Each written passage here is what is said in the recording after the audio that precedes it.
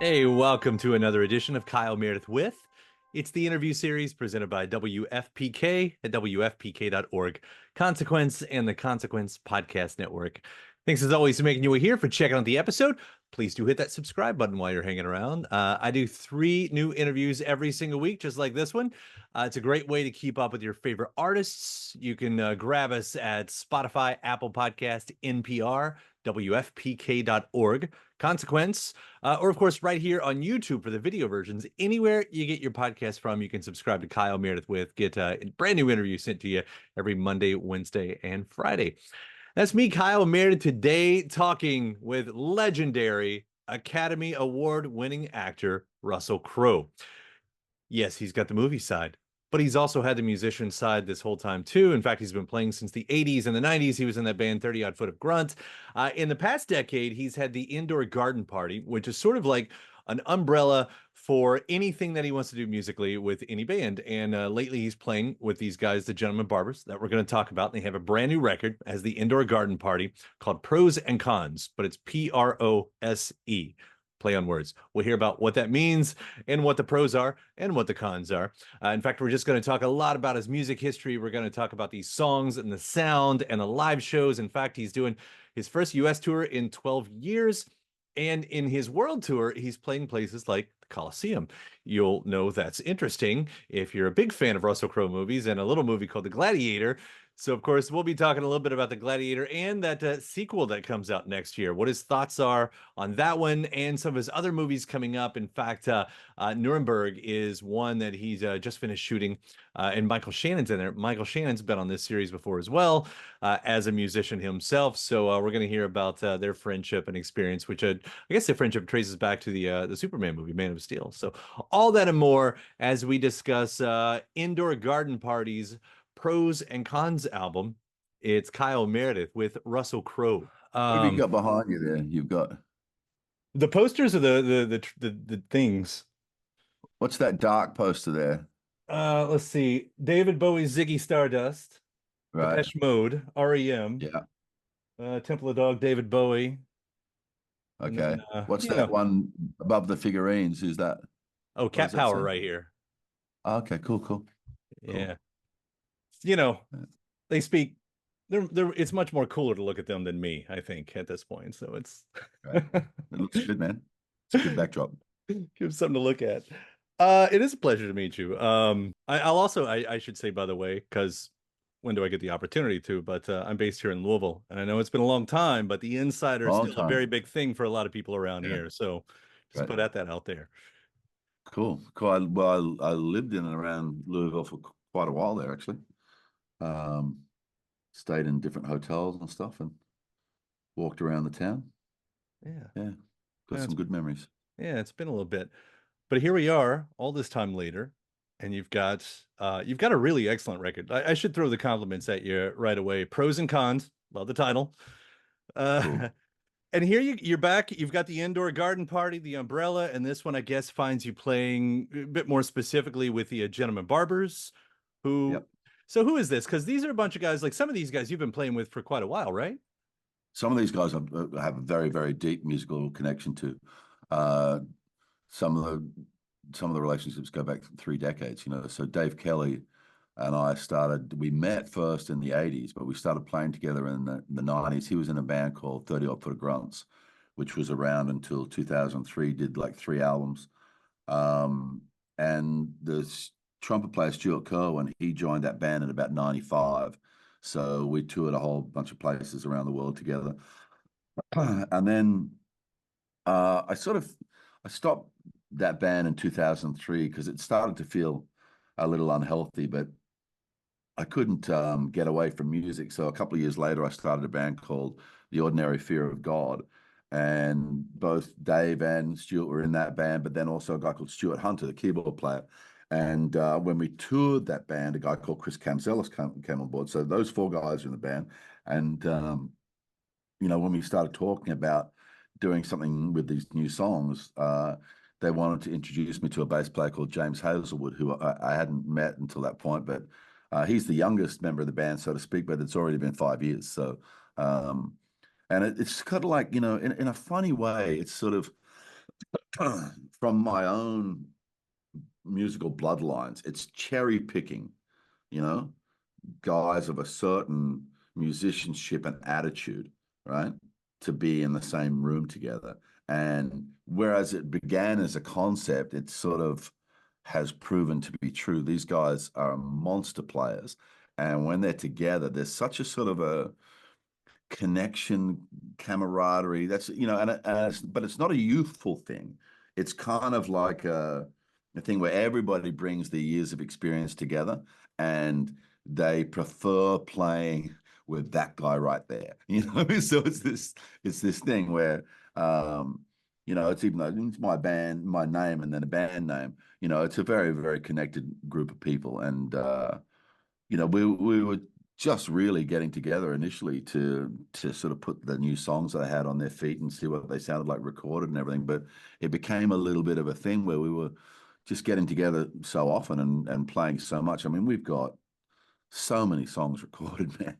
There's only 14 on the album, but I think, we started our consideration list of what might be on the album was a list of 26, but we've got, 40 or something songs actually recorded. So it's a very interesting group because, at 3 o'clock in the morning in a rehearsal, somebody will call out the name of a song and then, you go, oh yeah, cool, let's explore that for a while. It's those kind of guys, you know what I mean? I like to call them, it's just an honest adult band. It's a real group of musicians. There's no tricks. We walk out on stage, everybody's going to play their instruments, and we're all going to play together and try and create something special on that night, So that's the sort of benefit of playing with this particular group of guys. Yeah. When you say it like that, also back at the beginning, that you can kind of cherry pick people, does that also mean, as you're writing these songs, maybe you have a sound in mind? Does that play into it? Like if it's this group of people, then it's this recipe, possibly. Not necessarily, and you'll hear that on the album, that there's such a flexibility and a width with this group of people, that we're not locked into a specific kind of genre. We're not going to play everything with a particular bluesy attitude or whatever, We give, if I write a song, these guys give the weight that song needs. You know what I mean? So if I write it in a specific idiom, they're cluey enough to pick up on that straight away, and that's what we push towards. But if it's kind of a little bit more open and let's explore where this song could go, they've got the chops for us to, go down a bunch of different avenues and see where the song really fits and sits, So from a songwriter's perspective, having that flexibility is very cool, and we're not looking to that every single song that we play you immediately recognize as being in this little box. We're not looking to do that. It's like, what does this song need? Is this got to be fucking gigantic, fantastic? It's got to be quiet, whatever it happens to be. Is this should we, jazz this one up a little bit? Should we open it up a little bit more? And the flexibility of the instruments, because we've got keyboards, we've got trumpet, we've got guitar, so we've got, like 3 lead instruments in there, and we can do stuff with that little extra metallic edge that a trumpet gives you that I freaking love, So, I think one of the greatest things about this band is the opportunity that it gives me as a songwriter because of the depth of their experience and the depth of their abilities as musicians. Yeah. And I will echo you that there's something about a trumpet when it gets in there. And maybe it's because we don't hear it as much these days, Right. but when it takes that moment, and I've heard that in your songs and watching some of the live videos when that takes over. Yeah. There's one live solo online, right, where we're playing Let Your Light Shine, Mhm. and the trumpet solo just burns, man. It's just fantastic. But, and that's the thing that people see, because people ask, what do you, what it was, should an audience expect? It's like, incredible musicianship, a great connection between the band and the audience. Don't come wearing your high heels, bring your sneakers because we're going to jump around a bit and have some fun, Yeah. With you going back, to the 80s, so what we're talking over 30 years of you being a musician and playing in and out of bands like this. By the way, and you mentioned 30 Odd Foot of Grunt. That was such a cool mystery to me back in the 90s when you guys were around, and I loved finding your music around then. Right. But knowing that you've been doing it, and of course knowing that you're an actor, and I've talked with other actor musicians, and it's always like, what was it like finding your voice in music? Did it come natural? Did you have to work with it? Was there a moment when you're like, okay, that's me? I'm still doing that, man. Yeah. You know, I think probably that I think in a way the album before this, which was called The Musical, right, was almost like reaching the summit of Everest for me as a songwriter. You know, that there's kind of like, to me, in my attitude in terms of like, because I started off with big influences like Bowie and stuff. So my songs were never linear, you know, the verses were never the same length. You know, the chorus would have multiple variations within the course of a song.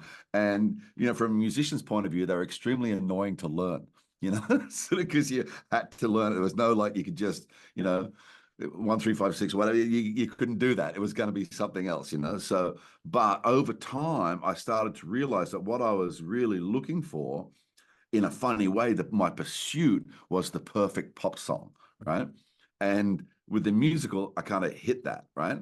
So I was actually wondering when I did it, because, you know, I got to write for some incredible voices like Samantha Barks, like Alan Doyle, like Scott Grimes, people who, you know, are friends first, but they're also, you know, collaborators.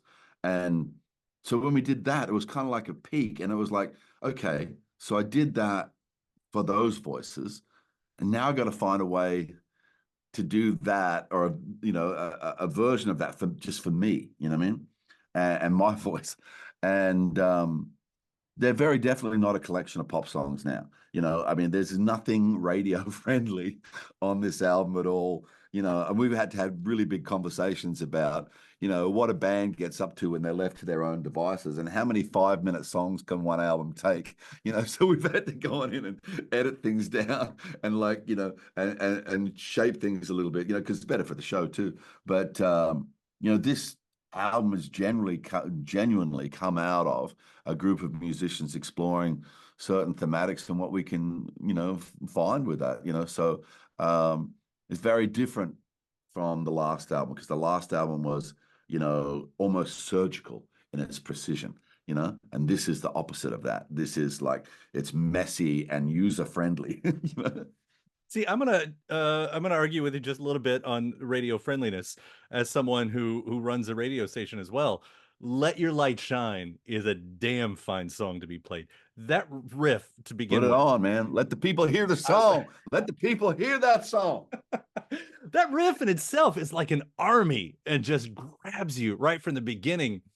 And not to mention, you know, when that chorus does hit and everything. I also saw there's that live version with RZA. You did that with RZA once? Yeah, the RZA from the Wu-Tang Clan. Well, see, that's the benefit of having the umbrella of the indoor garden party.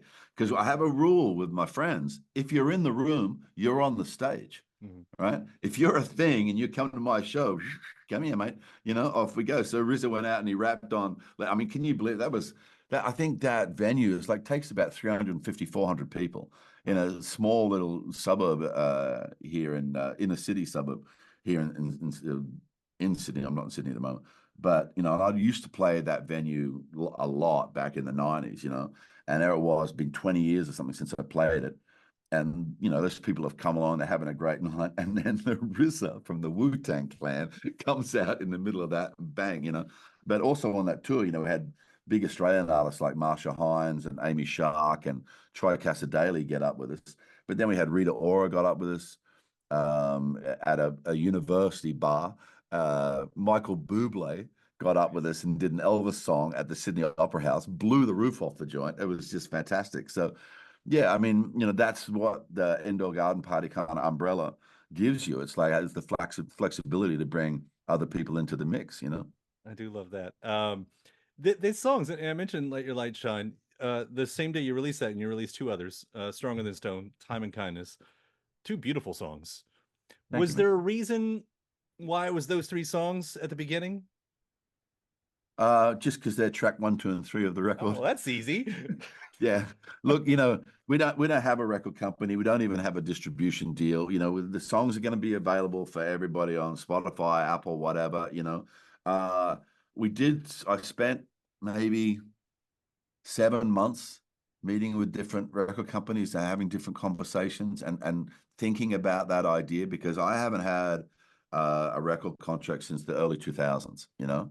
Yeah. And I did think about it very heavily, you know, and at the end of the day, it's just too much bullshit, man. You You know what don't I mean? need it And anymore. it's like, Things you know, changed. the first conversations are like, right, well, cool. We're going to change that. We're going to adjust this. And are you going to love it? And it's like, no, no, no. I mean, see, you're talking to somebody who said no to Tommy Motolla, you know? I mean, I'm It's in you. Tommy Motolla's office in 2000, and we've just played Austin, Texas, these huge crowds or whatever. Um, and people have been discovering our music online, and now it's become this thing, you know, like sharing songs, and it got all the way to Tommy Motolla at Sony, you know, and he brings me in, and I play him some new tracks, and, you know, and he said, you know, well, we want you to sign with Sony, and you know, I was like, well, you know, why would I do that? You know, and he goes, that's usually my question, man. I said, well, I'm just asking, why would I do that? And Tommy Motolla says to me, you will sign with Sony because we drink blood and we do not take no for an answer. Now, I don't know about you, but that doesn't sound like a very healthy place for a creative person to be. Turn around, So, walk away. Yeah. you know, I said to him, well, what if, you know, you want me to do something and I have to say no? And he said, you won't. And I said, you know what? Thanks for all this, but yeah, no thanks. And we ended up going with a much smaller album at that time. We did 2 records with a company called Artemis, who were very nice and everything. But you know, same thing. Artemis, you know, want you to sign, blah blah blah. Day one, first thing. Okay, this cover you have, we're going to change it. You know, this cover you have that you've been working on, your concept that you believe everything stands under or whatever, we're just going to get rid of that and we're going to put your face on the record. You know, to me, it's like I never wanted to be the album that's at the checkout point, man. That's not why I do music, you know. And it's also so much more satisfying if, you know, people come to the shows and they've discovered it by themselves. You know, it hasn't been, it's not like, I guarantee you, man, if I signed with Sony, I don't win the Academy Award. 100%, because I would have been packaged up and shoved down people's throats so hard that by the time they came to things like that, they wouldn't have been considering my acting work in the same way, you know. So, um, you know, there's no regrets in that story at all, but I just find it funny that I go through this process again. And one of the companies we talked to was Sony, you know, and it just doesn't feel right. So, you know, and you can say, oh, well, you don't have to do this because, you know, it's different from other musicians or whatever. And, you know, to a certain degree, that's definitely right. I'm not, you know, reliant on music to, you know, feed my kids or whatever, you know. So I do understand that other people have a different perspective, but I just want to do what I want to do. You know what I mean? I want to do the music the way it feels good to me. And if you don't like it, it doesn't matter, you know? But I don't want to have a corporate responsibility to make sure you like it. Right.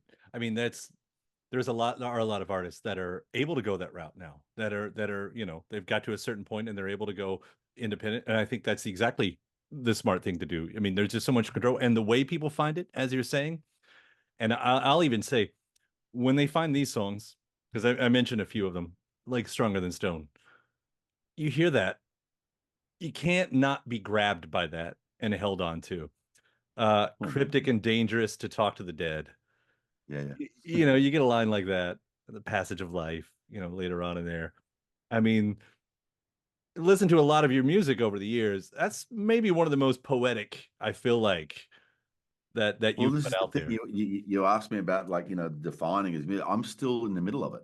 You know, I'm still finding that voice. I'm still finding the way to write a song that distills like gigantic ideas into a couplet that resonates with other people, you know? So, you know, and look, you know, I'll we'll continue to do it as long as there's you know, life in the legs. You know, look, you know, I can say I'm going to stop it, right? But it's just untrue. It's just untrue. I don't do it for any other reason other than some point in time, I wake up in the morning, something's on my mind. I walk into my office, I ignore everything else that's going on in my life. I pick up a guitar and I work out what it is that I want to say in that moment, you know. And it's a great, you know, if it's the right word, it's a great blessing in my life. You know, it's having creative outlets, and I do feel a certain, you know, I'm very grateful for it, and it's definitely, you know, a privileged situation to be in, you know. But it's just something that's inherent and it's natural, and there's no artifice in that, you know. I expect that there are some onion skin layers to these too, but I will say, at least with these three, at the time we're taping this, that's the three that's out there. There is a positivity there, and you know, I'm jumping off of what you're talking about. Like, I hear something very positive in these lyrics. Yeah. Do you find that that kind of carries through for the record? Listen, that's a thing that I didn't really understand until I sort of had written a bunch of songs and we were going through the editing process of what the songs that the band were focused on and everything. And I was actually listening to songs with an artist friend of mine who's, had records go 7 times platinum and all that sort of stuff. And that's the thing that she said. She said, the fun thing for me right now is listening to where you are as a songwriter, is how you're finding the joy or refining the joy in everything.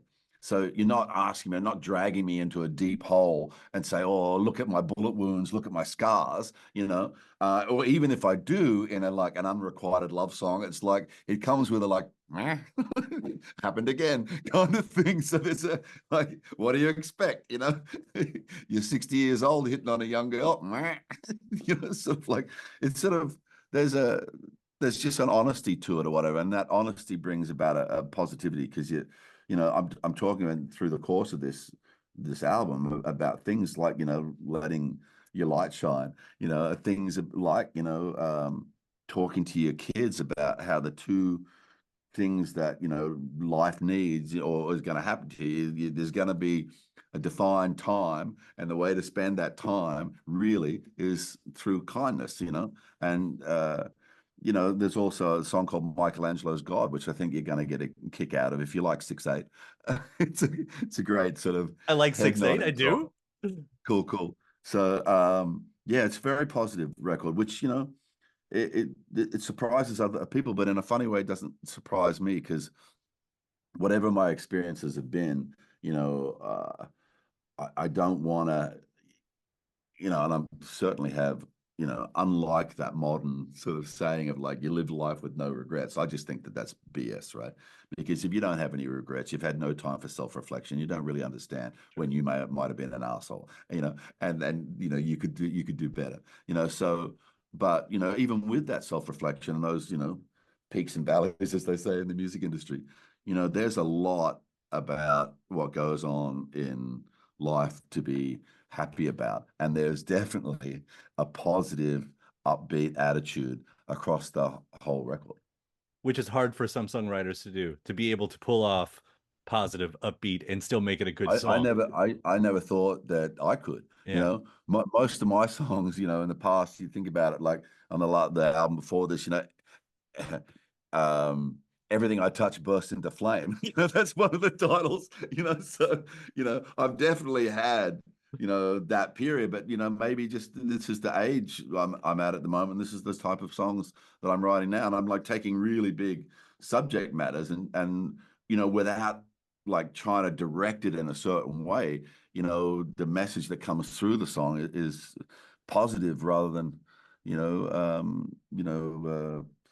sort of self-destructive or something. I don't know. Yeah. And you're bringing these to the US for the first time in what, 10 years, over a decade for the tour here? Well, 12 years. Last time I played in America, and this is no plan behind this, because, I was obviously playing in America quite regularly up to 2012. But, since then we've played in lots of different places around the world, but we just haven't played in America. So, and it's only a short burst, but it came from, I mean, you can see the dates behind me here. It started off as a really small tour, and then it just got another column and now a fourth column. So when we were talking about it, because this tour, I mean, last year we played a whole bunch of shows in Australia, and then we ended up playing in Malta. Great concert there, 4 concerts in Italy. Then we played in Karlovary in the Czech Republic to 15,000 people. And I kind of thought, well, that'll be it for a while, for a few years. But there was so much positive response to that, when we looked into it, there were like 14 different concerts, that people wanted us to come and play in Italy. So, okay, we'll go back to Italy. And then we got invited to play at Glastonbury. Based off, some gig we did in Melbourne last year. Somebody was there, talked to a mate of theirs, what a, phone call comes in, cool. All right, so we play we're going to go all the way to the UK. You know, Ireland's just over there, so let's go. We're playing Dublin. We're going up all the way up to Inverness. We're playing in London. We're playing in Leeds. We're playing a town called Warrington. We booked to, on the way back to Italy to do some more shows. We're going to play in Paris. Yeah, okay, cool. But then the shows in Italy, man, we're playing at the Colosseum. You're playing which it has to be said, right? Because a lot of people have brought this up. As you said, Maximus returns during the year when there's a sequel. Yeah, well, next year, right? There's going to be a sequel. Yeah, so part of acquiescing or agreeing to playing all these concerts in Italy is like, I've had this incredible relationship with Italian people for the last 24 years. I'm currently the ambasciatore di Roma nel mondo, the ambassador for Rome in the world. But when they've got a new Gladiator, that might change. You know what I mean? There's a new younger model coming out next year. There's a new Thunderbird on the block, so that might change. So I'll just go around and, say thank you very much. And I mean, we're playing, as I say, the Colosseum. We're also playing in the ancient theater in Pompeii. We play in the Piazza del Popolo in Ascoli Piceno. We play in Udine, Ladispoli, La Spezia. We play in Siena. We play at the ancient theater in Diamante. It's just crazy. It's just beautiful, and interspersed with all these ancient sites, we're going over the UK and playing in Warrington. So it's like, so in the conversations, it was like, okay, if we do round the world tickets, we should definitely play in America on the way home. So, and we got reached out to by a booking agent in America. And initially they wanted us to play in, a certain type of venue or whatever. But we said, if we're going to do this, man, let's stick in some iconic rock and roll places in there. So, we're playing at the New Jersey Performing Arts Center. That's cool. Sony Hall. That's cool. But we're also playing the Whiskey A Go-Go. We're playing at Stubbs in Austin, Texas. We're playing in Tulsa, Oklahoma, which people tell me is a great music town, And then we're going to finish the tour in probably one of the greatest music towns in the world, in New Orleans. Mm-hmm. Now, are you sticking with the album? Like, I know you've done some cool covers through the years. Because you've done like Nick Cave's "Into My Arms" and Dire Straits' "Romeo and Juliet." Like, you on this album, yeah. That they're on this album. Oh, they're on the album. So the Nick Cave cover I did years ago was called "Breathless." That was on the Ordinary Fear of God album, "My Hand, My Heart." So I think that was on that record. But yeah, so part of the gag with Prose and Cons, Prose and Cons, is like there's like 9 original tracks. That's the prose, and then there's 5 covers, which is the cons. So yeah, and they're very, very different. There's the Leonard Cohen song, for example, but there's the thing that happens in our version of it, which Leonard couldn't do. You take a sort of, in another example, is a free-form piano that's got no time signature, and we put a groove on that song. You take a really famous guitarist, one of the famous guitarists' famous songs, and we play it with vocal and piano. So we're having a little bit of fun with that, but it's sort of, it kind of bookends our own stuff in a way, And I mean, that even the 2 I named, we're talking a couple of the greatest songs of all time, like the best written songs of all time. Yeah, that's what choices you have made. That was also one of the things. If we're going to do covers, I mean, like let's break some rules here. Let's commit sins. Let's cover people that you're just not supposed to cover, right?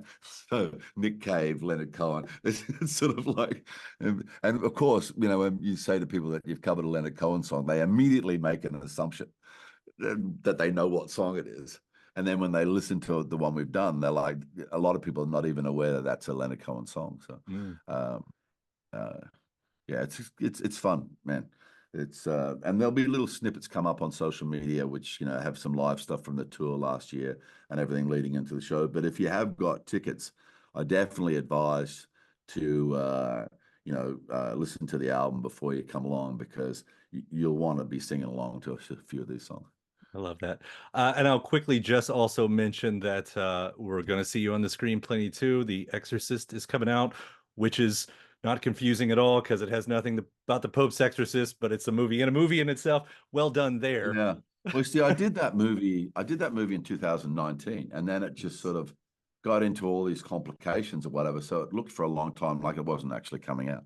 So that's when I decided to do the Pope's Exorcist, because, I did want to have out there, in my sort of CV, I wanted to have a horror film, So, however, they've pulled this one back together, and now they're releasing it. It's called The Exorcism. I've never seen it.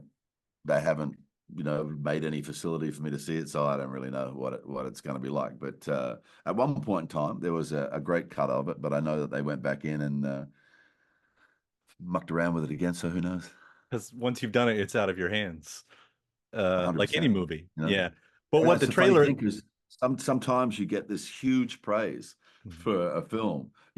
I remember all the to do around Gladiator, as an example, as a very obvious example.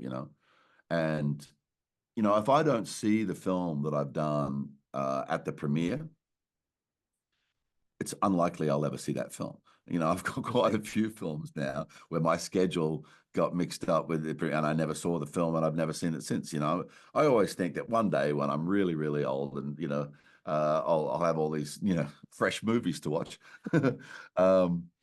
But I remember sitting. I got invited to go to a screening of Gladiator where 150-piece orchestra and choir were doing the soundtrack live to the movie, inside the Colosseum, right? It just happened to be in Europe. And I kind of the back of my mind, I knew this guy had been reaching out for a few years or whatever, but I hadn't responded because I was so busy. And then I was in London or somewhere, maybe I was in, no, I think I was in Sweden, maybe, I was in Stockholm. And I knew I was going to finish there at a certain date, and this thing came up, and it was the date that I could make. So I went, "Oh, what the hell? I'm going to go and have a look," And I mean, Academy Awards and all this other stuff and everything, but it was so kind of fundamentally embarrassing for me to sit and watch that movie, right? And this is not the take home for people who watch the film necessarily, because obviously, you fall in love with certain characters and their journey and everything. That's the whole thing about movies, right? But to sit back and watch that and just, have a fresh perspective on just how small a contribution that I made in terms of that movie, and seeing Ridley's work as a film director, and Arthur Max as a production designer, and John T. Yates as a costume designer, and the scale of that film and the stunt guys, and, like, it was just humbling. Mhm. Absolutely humbling to re-see that movie. And it was kind of, like I say, a little bit embarrassing that, because that Academy Award, and I think I did say it on the night, I pointed it out to people in the Dorothy Chandler Pavilion, they'd given it to the wrong bloke, because, Ridley Scott deserves an Academy Award for that film. You know, um, I'm slightly uncomfortable the fact that they're making another one, because of course I'm dead and I have no say in what gets done. But a couple of things that I've heard, I'm like, oh, no, that's not in the moral journey of that particular character. But I can't say anything. It's not my place. I'm 6 foot under, so we'll see what that is like. But it does, in a funny way, I reflect back and the age I was when I made that film and all the things that came after it, and the doors that particular movie opened for me. So there's definitely a tinge, and this is just being purely honest, a tinge of melancholy, tinge of jealousy, because I remember when when I had tendons, so yeah, You could but be it's the all great cool. mentor at this point, I know that's not the same, if Paul calls Well, up. it's If hard to you be a mentor. Well, not necessarily, but I was actually going to make a gag. It's hard to be a mentor when you're dead, but that's not necessarily true. Depends on how strong your legacy is. But here's the thing, I work constantly. I'm always turning down more things that I can do, and I even have to sort of walk away from some things that I'm quite interested in just because I can't fit them in. So I look at that and I go, there's just no way in the world that I would have thought at any stage in my life growing up that at the age of 60, I would be in that position. You know, I've just come off Nuremberg playing an extremely complex character in Hermann Goering. I've been working with Rami Malek, Michael Shannon, Richard E. Grant, Leo Woodall, Mark O'Brien, all these actors that I really rate and really dig. I'm now going to go on tour for a couple of months.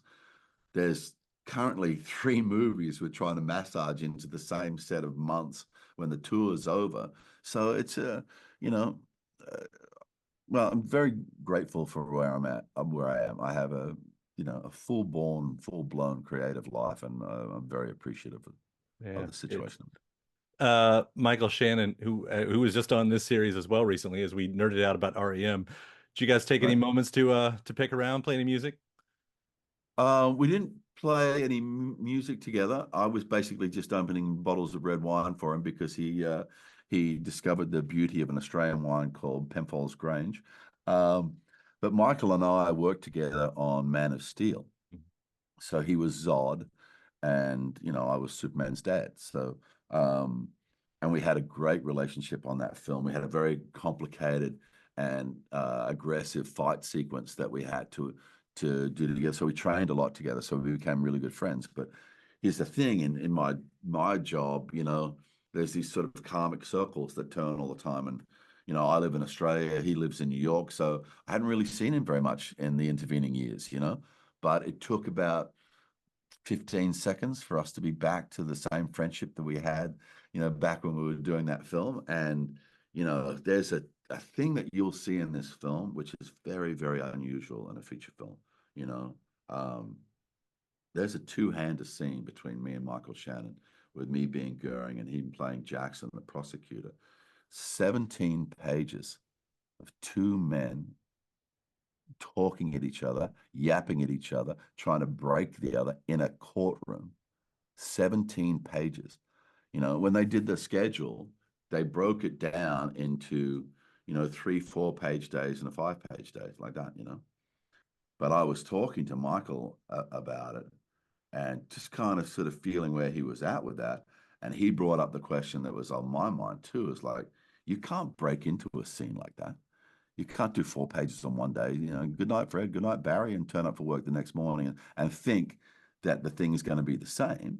And I said to him, well, production's going to be very scared of that, right? The only way they're going to agree to what would seem impossible. There's no insurance assessor in the film business that exists that would go, oh yeah, you can knock off 17 pages in a day, right? Nobody's going to believe that, right? So, and the production didn't believe it. They kept the schedule in place, but they allowed us to have a go at it, right? And so I think from memory, I think, taking into account that we moved the cameras in different positions, I think we did 15 takes or something of a 17-page scene. Every take was 23 minutes. Wow. Right? But you can't do something like that, without, the guy you're doing it with being majestic, right? And this is the thing, the what sold Jamie Vanderbilt, the director, was, and I made this joke to Michael before I said it to Jamie, and it made him smile, so I knew it was going to go down. I said, the thing is, Jamie, you've made a schedule for humans, but Michael and I are extraterrestrials. We're from Krypton. 17 pages is nothing. And so they let us do it, man. We smashed out that 7 in a day, which gave the production back 3 full days. Wow. In dollar terms, that's huge. Now I don't know how it's going to be in the movie. I'm just talking about the experience that I had on the set. And that was, simultaneously, the idea of 17 pages is such an, a challenge. Like it's a theater challenge, but to be doing it on a film set with the exactitude and the camera and blah blah.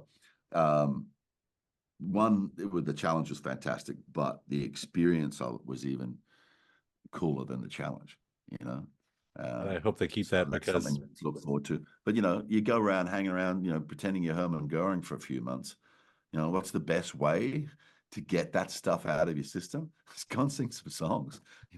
Talk about time and kindness, man. Let's do it. rock and roll. That's a rock and roll. I hope they keep that there. Watching two masters work like that, I can't wait. Pros and Cons, congratulations on this album here. And I do hope to man. see it live. Watching what you all do, it looks so fun and it's so fantastic. Seriously, Definitely come thank you to a so show. I much. mean, I know we've only got a few shows on in America, but try and slide into New Mhm. Orleans or somewhere like that, and come along. It's, I'll I be mean, I around. think you'll really dig it. All right. Thank you so much for taking the time to talk about it. Seriously, it's been a pleasure. Thank you, man. Cool. Right Look on. after yourself. And thanks to my guest. Also, thanks to you for checking out the episode in the series. Before you get out of here, hit that subscribe button.